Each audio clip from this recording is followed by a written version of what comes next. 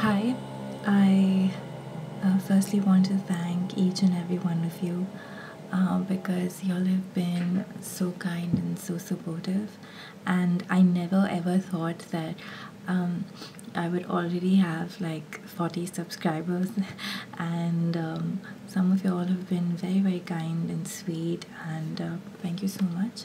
I'm going to be talking about some of my favorite books. I don't read too much, but I try and read whenever I can because books take you to a different world and you can live different characters, and stories always intrigue me. So yeah, I will be sharing with you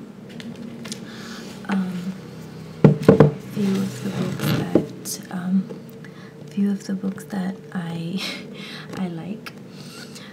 So I'm gonna start with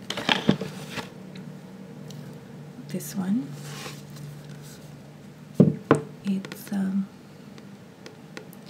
It's called Looking for Alaska, and this is by John Green. I really like this book. It's John Green is also the author of The Fault in Our Stars, which is a much more successful book in terms of being popular, and there's a movie out as well. But I haven't read The Fault in Our Stars. I'm planning to do that soon, but I don't know. I think this is a very underrated book. I presume this is his first book, and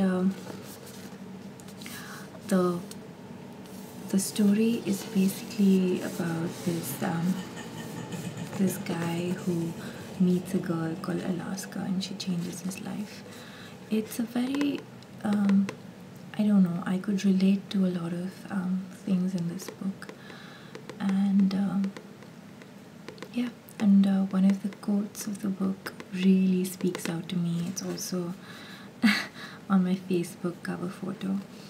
It says, "If people were rain, I was drizzle and she was a hurricane." Sorry, I screwed that up, but yeah. So yeah, I read this book, I would say, a year ago, and yeah. So this would be my first book. Just keep it here. The second book, let's see, picking them at random. This book, it's called The Kite Runner. It's by a writer called Khalid Hosseini, and I presume he's from Afghanistan because this book is based in Afghanistan. And to me, I think this book was it's a beautifully written book, but it's also a bit tragic. So if you are into that kind of those kind of books, you can definitely check this out. I think the writer has also written a book called A Thousand Splendid Suns, which is like double this size. But yeah, but this is a brilliant book. I have read this many years ago, but I still keep coming back to it. It's also been made into a movie, so but I haven't seen the movie. Honestly, if I read a book that I love, I try not watching the movie because I think when you read a book, you tend to create images in your head, and when you see a movie, obviously the director has visualized it in a different way, and that it's kind of sad. So I prefer to just reading the book and not watching the movie if it's made out of it. So yeah, this is a great book, and also my favorite.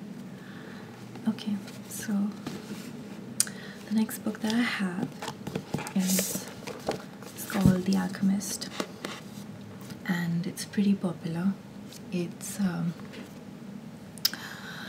I've read it's by Paulo Coelho. I've read some of his other books, and honestly, I I don't understand his writing. It's very ambiguous, and I even The Alchemist, there's so many hidden meanings. I had to read the book at least 4 times to understand or interpret it in a clearer way. I honestly, the first time I read it, I hated it because it was very vague and absurd. But I read it again and then I read it again, and honestly, this book is brilliant. I understand when people say that this might be an overrated book. I thought so myself, but I think once you start looking beyond the words to understand what it really means, I think it makes more sense. And yeah, so it's like Inception, because I had to watch it.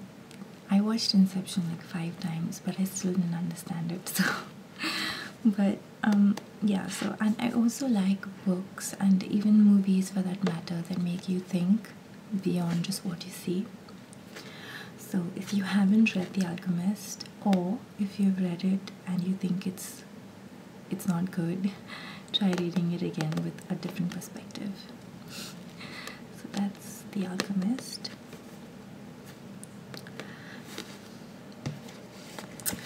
Alright, then this is, so all of these were actually fiction. I don't know, I don't read just fiction. I also write I also like reading non-fiction, but I think most of my favorite books are fiction. So yeah, this one though is not fiction. It's a brilliant book. It's called A New Earth, and it's by Eckhart Tolle. I don't know how to pronounce his name, but I love his philosophies. And I'm currently reading this again. I read it about 6 months ago, I think, and it's really helped me to gain a different perspective on life. I would really recommend this book to anyone who feels that there's more to life, and it's not very deeply philosophical. I'm sorry, there are dogs barking outside. It's not very heavy duty or very it doesn't make you think too much, but it does make you think, and once you start thinking, that's the only way you can change. I actually loved what it said on the back, and that's why I got it. I think this is again not a very popular book. The Power of Now by Eckhart Tolle is much more popular and commercialized, but I still love this book. It's pretty nice. I could read what it says at the back. Okay, I'll read it for you. In today's rush, we all think too much, seek too much, want too much, and forget about the joy of just being. We worry about what people think of us. We compare ourselves with our friends, family, and neighbors, and deep down we worry we're not good enough. Eckhart Tolle gives you the confidence to let go of fear, anxiety, and the eternal quest for more. Read this book and you will stop defining your life and start living it with true openness and freedom. Stop searching for happiness and you will realize where it is, in those moments and feelings that you can't put into words. So I really could somehow resonate with what is written on the back, and I felt like this book will help me, and it has. You see, I might have made like 1,000,000 markings in.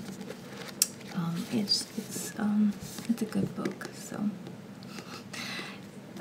you could read this if you're interested in these kind of books. Yeah. And the last book, I do have a few more, but honestly, my books are divided into my study and the study in my parents' room, so I just got the books out of like my bookshelf. But anyway, the last book that I'll be talking about is by Gabriel Garcia Marquez, who passed away recently, I think. It's called Love in the Time of Cholera.